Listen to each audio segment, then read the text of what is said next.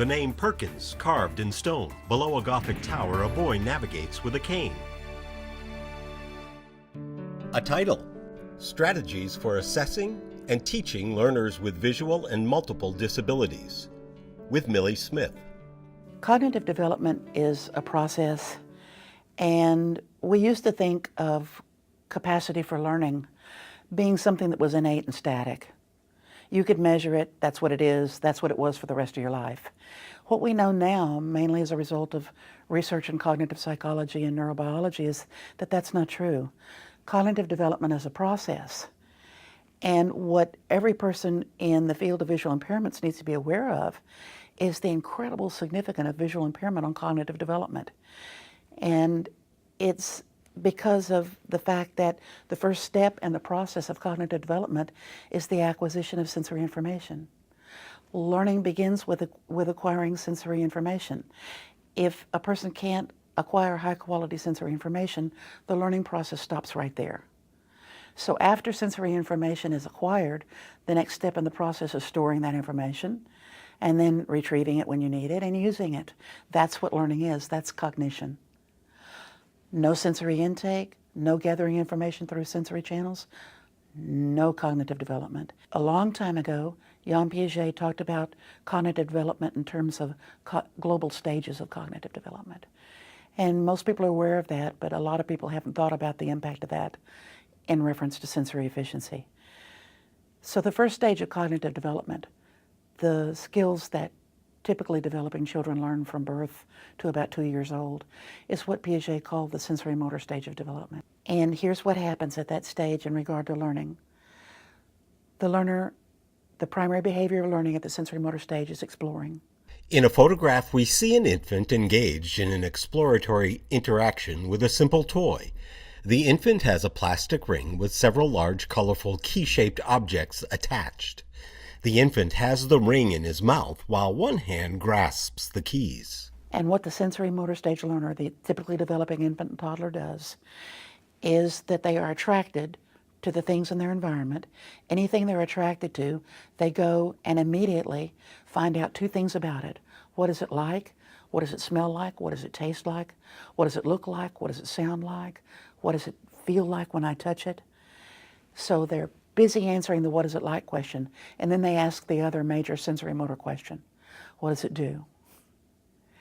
And with that knowledge, what is it like and what does it do, they develop the basic concepts that make them able to understand the world that they live in. So that's my goal, that's every teacher of the visually impaired's goal, that's every educator's goal. For any individual who is at that stage of development, regardless of how old they are chronologically, what they need are the sensory experiences that allow them to make sense of the world they live in. Fade to black. Understanding how sensory motor stage learners acquire information. The primary sensory system at the sensory motor stage is always touch. And vision becomes, through that period of development, more and more important as time goes on. But even as vision becomes more important, touch remains either more important or as important.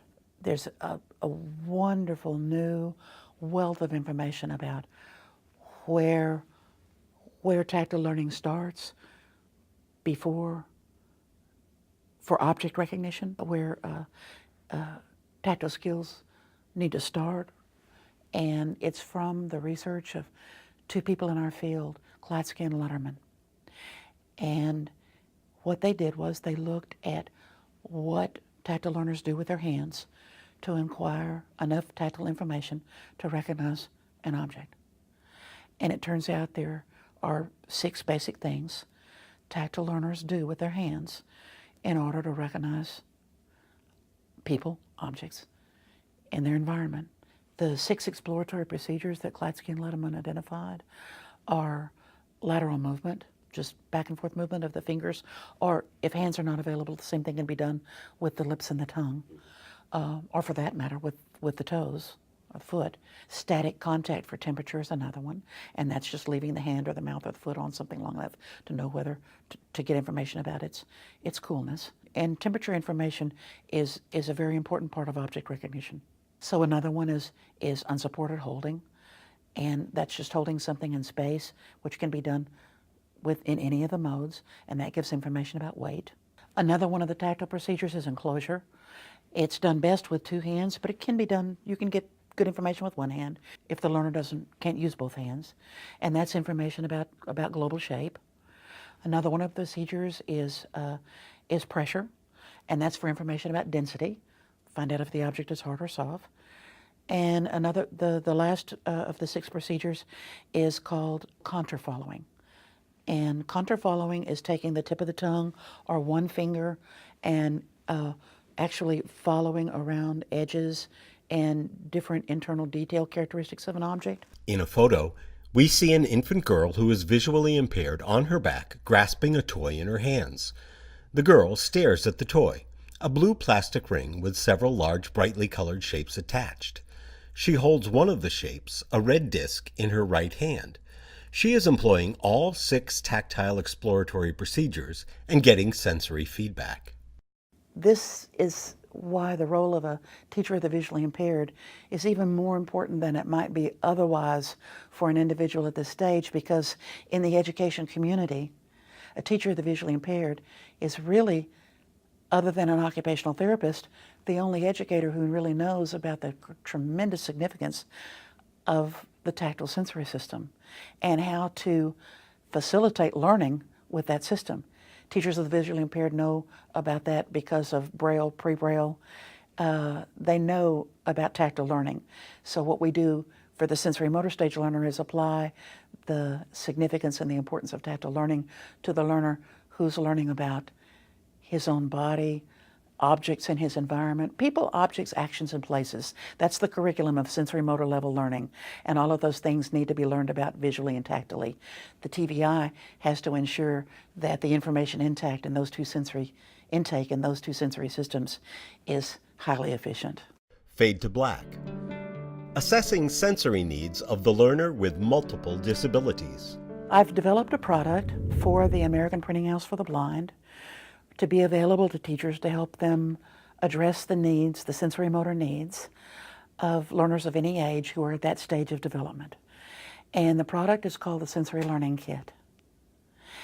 And it is available to teachers to help them do 2 things: assess the needs of the sensory motor stage learner with a visual impairment, and to apply the teaching strategies that have been shown to be the most highly effective for individuals at that stage of development. So one of the tools in the Sensory Learning Kit is the sensory response record. So in the sensory response record, the primary assessment items used are objects.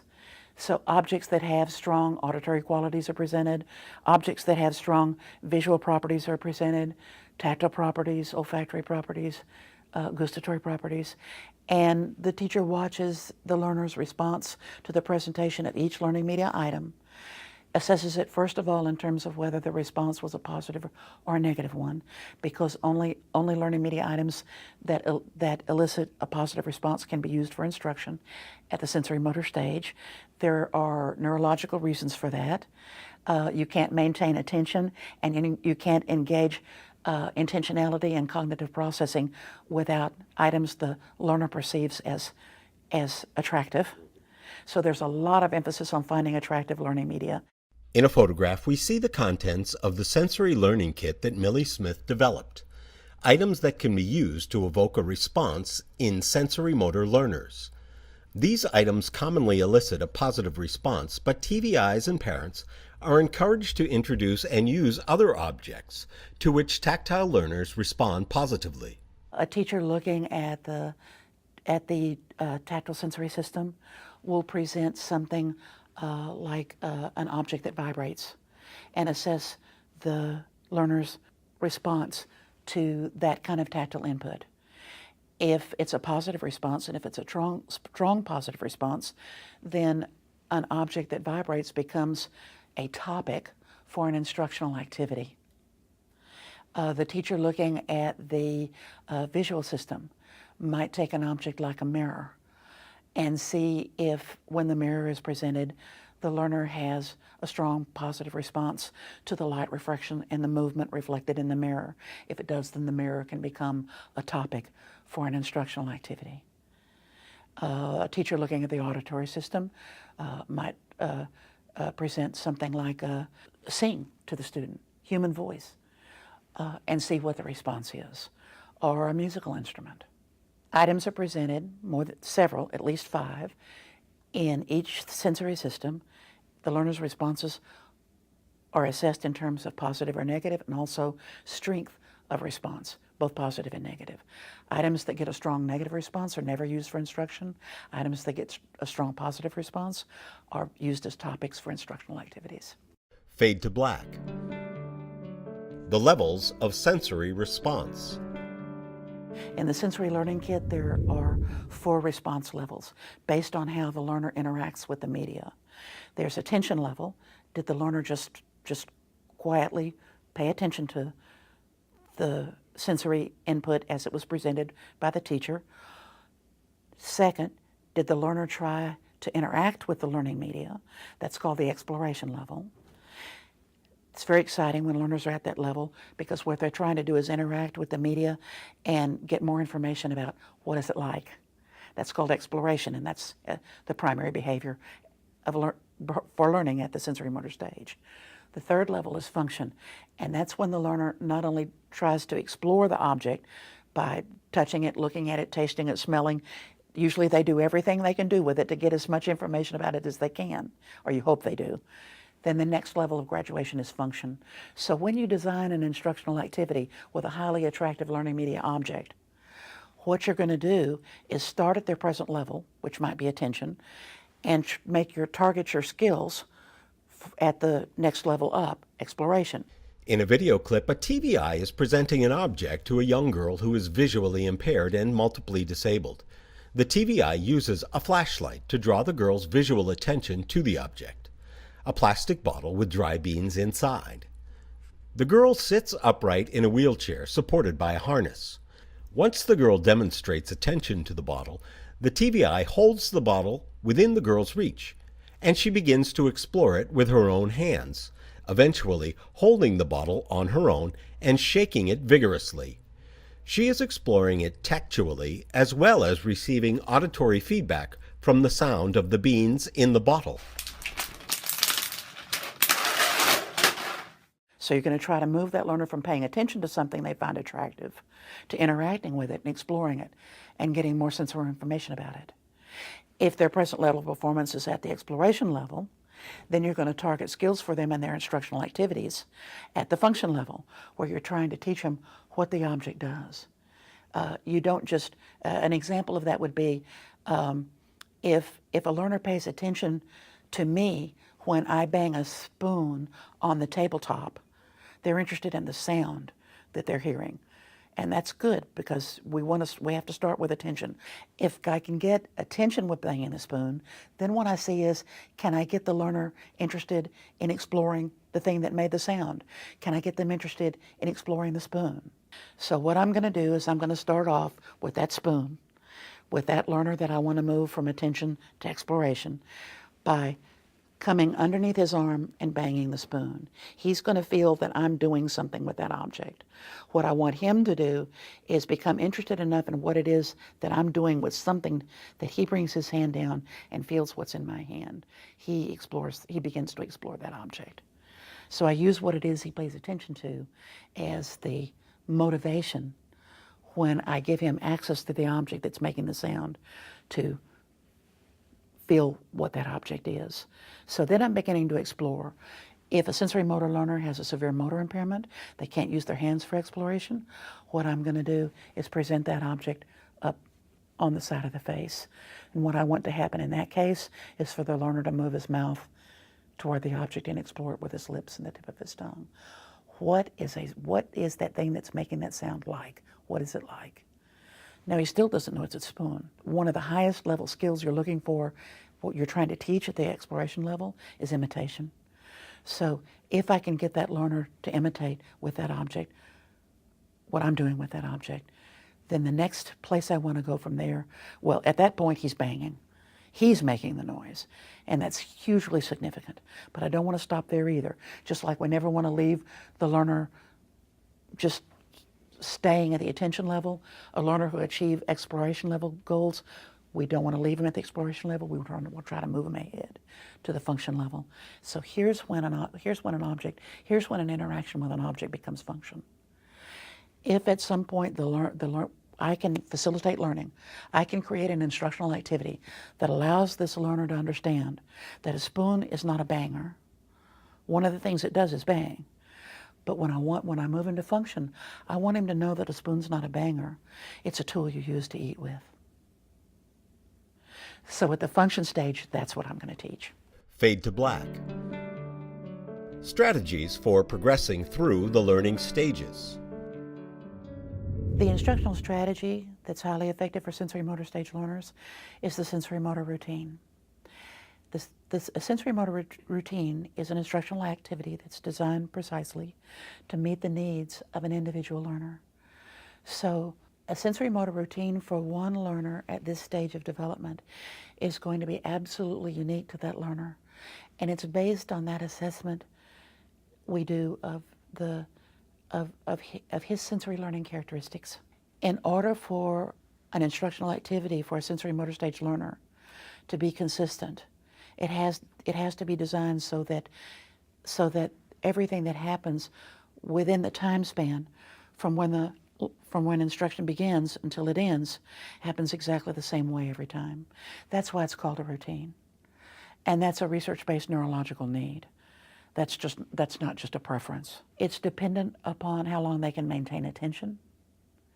It's dependent on how much sensory information they can take in, assimilate, and organize neurologically in a given time span. It's dependent upon how many objects they can deal with within one activity. Can they explore one spoon in an activity? Can they explore 3 or 4 spoons? It depends on how long they or how well they can interact with the object they're trying to explore. It takes a whole team of people to design that kind of instruction. It won't be successful unless the TVI can contribute information in the design of the activity related to sensory efficiency. It won't be effective unless the physical therapist can contribute accommodations for the activity that create access to the objects for the learner. It won't be successful unless the occupational therapist can contribute accommodations for sensory issues like complexity. It won't be successful unless speech-language pathologists can talk about what kinds of communication modes need to be in place for the learner engaged in an activity so that they can tell you when they want more of something, when they want less of something. Otherwise, you get into frustration and withdrawal from the activity and learning ceases. So the communication pieces, the access pieces that are part of the work of occupational and physical therapists, and the sensory efficiency pieces, that's the domain of the TGI, all of those things have to be accommodations that are built into the instructional activity in order for learning to occur. In a video clip, we see an example of a sensory motor learner who uses a routine to complete a complex task. An adolescent girl who is blind and multiply disabled is sitting at a desk at snack time. Her calendar sits in the upper left corner of the desk. Her TVI has introduced a blender canister, and together they will make a fruit smoothie for her snack. With some assistance, the girl pours apple juice from a pitcher into the canister. Next, using a hand-under-hand technique, the TVI places a cup of pineapple pieces on the desk. As the foil cover of the fruit is peeled back, the girl rocks back and forth and waves her hands excitedly, perhaps smelling the pineapple as well as anticipating the next steps. Together, they add the contents to the canister, and the TVI screws the canister base with the blender blades into place. The TVI briefly presses the canister down to engage the motor, and then stops, waiting for the girl to place her hands on the canister. The motor is then re-engaged. As the smoothie is being blended, the girl leans in and places her forehead on the vibrating canister, a sensation she apparently enjoys. When the girl removes her hands, the TVI removes the canister and places a plastic drinking cup on the desk. After the girl drinks some of her smoothie, she is asked if she wants more. She signs that she would like more, so together they pour the remainder into her cup for her to drink. Finally, the cup is placed into a small basket, signaling the end of snack time. When a sensory motor stage learner is introduced to an unfamiliar object, and it's our job as educators to make sure that they are introduced to unfamiliar objects. Our job is to make sure that their development of knowledge about the world around them consistently includes more people, more objects, more actions, more places. We need to make sure that they do encounter new objects and expect that when they encounter an unfamiliar object, person, action, or place, they're going to go back to attention, work their way up to exploration, and then achieve function again.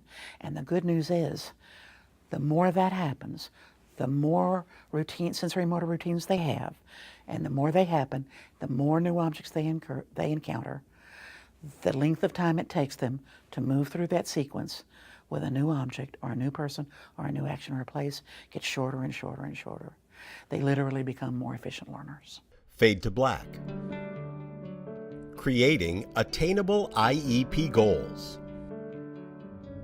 One of the difficulties that teachers have encountered in regard to using the goals in the IEP as an accountability tool for showing that learning has occurred for sensory motor stage learners is that it's very difficult to write attainable goals for the learners who are what I think of as the most fragile learners, those who have the most difficult and complex challenges to learning.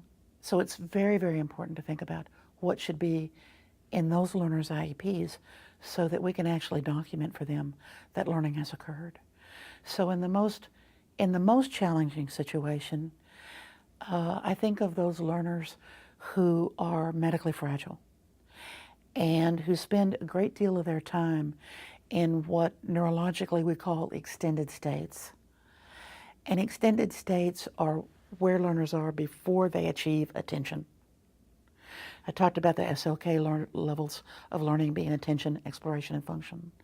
Well, there are many of our learners who we have to do an intense intervention to get them from extended states to attention. There are 4 extended states. There's sleepy, drowsy, and our medically fragile learners who take a lot of medications for different things, seizure disorders, whatever it might be, gastrointestinal distress, you name it. It's a struggle for them to move from an extended state to attention. We have to have ways to facilitate that. On the other end of the spectrum, there are those learners who are fussy and agitated most of the time. And those are also extended states. We have to have ways of facilitating movement for them from those extended states to the neurological state in which they can maintain attention, because that's where learning occurs. That state where learning occurs we call attention or alertness. So our job is to move our learners who are sleepy and drowsy up to attention alertness, and our learners who are fussy and agitated, maybe engaging in things like self-injurious behaviors or very, very intense self-stimulatory behaviors like hand and mouth, things like that, down to attention alert. Is that something that can go in an IEP? Can that be an IEP goal? We see one of the initial interactions between the girl and the TVI at the beginning of this activity period. The girl has recently arrived from another classroom. The TVI has placed the music cassette in a black tray to present to the girl, but she is distracted, chewing on a pink face cloth that she uses to self-soothe. The TVI gently removes the cloth from the girl's mouth and attempts to draw her attention to the cassette, moving it around within the girl's visual field. Eventually, the girl's gaze settles on the cassette. She is now in the state of attention. For a learner whose present level of performance is extended states, their IEP, one of their IEP goals, it shouldn't be their only one, but one of their IEP goals absolutely has to be to achieve attention. So the second goal for the attention level, the learner graduating from extended state to attention, the first one is to achieve and maintain attention. The second one is to anticipate the second of two closely associated events. I'm going to participate in a hand lotion routine. And in the hand lotion routine, I'm going to learn lots of different things. But one of the things I'm going to learn is that after I smell lotion, somebody's going to touch my hand. And I don't startle and have a seizure when it happens because I can anticipate it. Pretty important goal. So at the exploration level, our goals become more sophisticated, but they're still in the IEP, and they're incredibly important. I personally think of the exploration level as pre-Braille. Fade to black. Moving from function to symbols and meaning. We have to introduce the third question for the learner. The first question for the learner was, what is it like? The second question for the learner is, what does it do? Sensory motor stage questions. The pre-operational question that begins to be a part of learning in the transition end of sensory motor to the beginning of early pre-operational, the third question is, what's its name? So in thinking about helping learners design instruction for learners who are in that transition from sensory motor stage, what is it like, what does it do learning, to that 18-month to about 3-year-old late sensory motor early pre-operational learning, there were two things that had to be addressed. Addressing those became a new product, and the new product is called SAM, Symbols and Meaning. SAM, Symbols and Meaning is designed to teach two things. It's designed to answer the what is its name question, and it's also designed to expand concepts. We see a photograph of the items included in the Symbols and Meanings kit available through the American Printing House. The SAM guidebook provides strategies for developing a strong sensory foundation for concepts about people, objects, actions, and places, so that symbols referring to them are more meaningful to the child. Now we're talking about developing concepts about, and understanding the language used to name common objects, an ever-widening variety of objects, including those that become the things that are more commonly in environment. At this stage, what we want is for the learner to develop an incredibly important word. We want the learner to develop coherence for his world. And believe it or not, this is a research-based word. There's a lot of work going on regarding coherence right now in neurobiology and cognitive psychology. Coherence is the feeling that you understand what's happening in your environment. Individuals with sensory loss and additional disabilities far too frequently are in environments where they have no coherence. They hear things happening, they see things happening, but their vision is impaired. They aren't sure what it is. They touch things, or even worse, people are constantly coming and touching them. They don't know what's touching them or why it's touching them. They live in an incoherent environment. The result of experiencing too much incoherence, and this is the neurobiological piece of the research, the result of experiencing too much incoherence is withdrawal. So if we want our learners to understand the environments that they're in, we have to use the strategies and techniques that are in the product called SAM to create coherence for what's going on in their worlds. So the ability of an individual with visual and multiple impairments to continue to learn in more complex environments, which they encourage at this stage of development, depends on their ability to create coherence in that environment. What we're going to do is we're going to establish a direct sensory relationship for what they hear by having them touch the object that makes the sounds that they hear and engage in the action that produces with the object that produces that sound. So that's one SAM strategy. The other thing that's incredibly effective at creating coherence is having the ability to understand what is going on and what something is by having somebody tell you. So SAM, that's called receptive vocabulary. receptive vocabulary. So SAM teaches two things: concepts for what's happening with objects, what people are doing and what's happening with objects in the environment, concept development. The second thing SAM works on is receptive vocabulary, so that when somebody's sharpening a pencil in another part of the room, somebody can say to you, pencil, sharpening, and the learner goes, I've got coherence for that. I don't have to be worried. I don't have to worry that it's going to move like the vacuum cleaner and come over here closer to me, and then I don't know what it's going to do.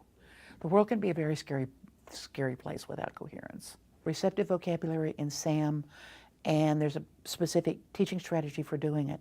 It's called the joint attention. Here's why a lot of the language used by learners at this level of development becomes limited functional language. There's a kind of a pervasive phenomenon among learners with visual impairments and cognitive challenges called echolalia. And what that means is they enjoy saying words, and they say a lot of words. But that doesn't necessarily mean they understand the meaning of the words that they say. SAM teaches teachers to establish meaningful words by having joint attention not established through vision, but established through touch. If you give the learner a word for an object or an action, while both of you are paying tactile attention to it, then you run much less risk developing echolalia. Joint attention is the key piece. SAM has procedures and strategies for making sure that receptive vocabulary can be developed meaningfully. At that point, you can increase coherence dramatically. Something can happen in the room, and you have words, you have receptive vocabulary for people and actions and objects, and you can say, Susie, sharpen pencil. And the learner goes, oh yeah, I understand that. The learner can only have coherence for Susie sharpens pencil, the receptive vocabulary piece of it, if he has also been taught the concept of pencil sharpening.